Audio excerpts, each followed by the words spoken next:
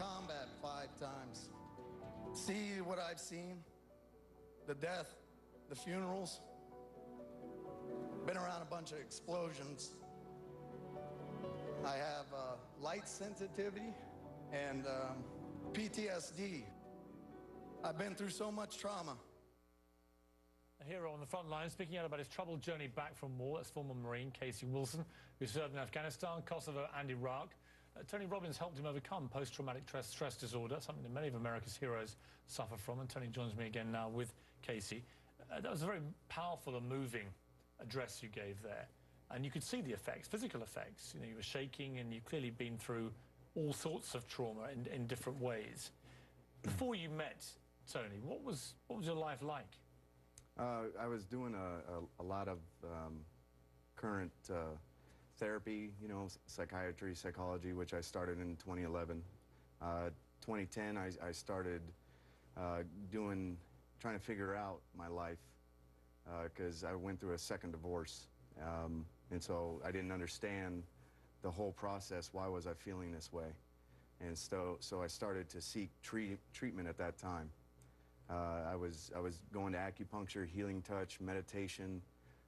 Did it help any of that? Yes, yes. It was helping to an extent. You know, like I said, I was just, you know, 20+ years in the Marine Corps. I had severe trauma as a child, which I never realized was a problem until, you know, I just added more stuff after more stuff in my life. You had, why don't you tell me what your symptoms were at the time? Basically insomnia. I'd probably sleep about 4 or 5 hours a night, but I'd wake up probably about 45 minutes to, you know, every hour. You know, I had the severe tremors. Before I knew of my light sensitivity, I always had headaches and migraines. I'd had to go into dark rooms, take a nap, and you know, I would, you know, I'd be breaking down myself in a sense. And what was the rock bottom moment for you? The rock bottom moment for me, in a sense, was it was after my second divorce. I pushed so many people away. Couldn't figure out why I felt this way. I deployed 8 times. You know, I went to combat, you know, 4 times, but I count my life as my 5th combat, you know, deployment. You know, I've been fighting myself prior to, you know, in my younger age till my age. I am 39 years old when I went to Date with Destiny December 1st, where, you know, I needed to get a little bit of motivation because here I am about to retire from the Marine Corps. And Tony, I mean, there are tens of thousands of American servicemen and women who go through very similar trauma. Yes. It's been a terrible period for the American military, constantly on combat in various countries. What did you say to Casey? What do you say in this situation? Well, it isn't just saying, and we've done this with hundreds of wounded warriors and different soldiers. Inside every human being, we have trauma. His was extreme trauma. And there's a personality in him that was beyond wounded. But inside of everyone, there's a part of you that's whole and strong and that's truly untouched by the experience. And so what I had to do is find out, he was trying to express his pain, and I felt that. But then I got him to connect to a part of himself that is whole. This part that you could see on camera, we gave it a name, and the name was Tigger. This guy literally, when he changed to that kind of personality, his glasses came off, he was able to see without the headaches, he stopped tremoring, he'd been shaking like this for hours. All that stopped, literally in a matter of minutes, and by an hour later, he was on stage with a group of, you know, about 2,500 people from 80 countries, rocking them, sharing his mission for his life. He found something greater than his pain. He found something he wanted to serve, like he served for his country, but now it's to serve other people, to help them. Is that a regular problem, do you think, for people that come out of the combat zones? Is that, you know, I've got lots of military in my family, and when they're home, actually, even though they're still in, some of them, they get listless, they get restless, they start to feel strange, just not being where they're used to being in that kind of dangerous environment. Well, we don't know how to open up or express or tell our story either, and that's also part of the problem.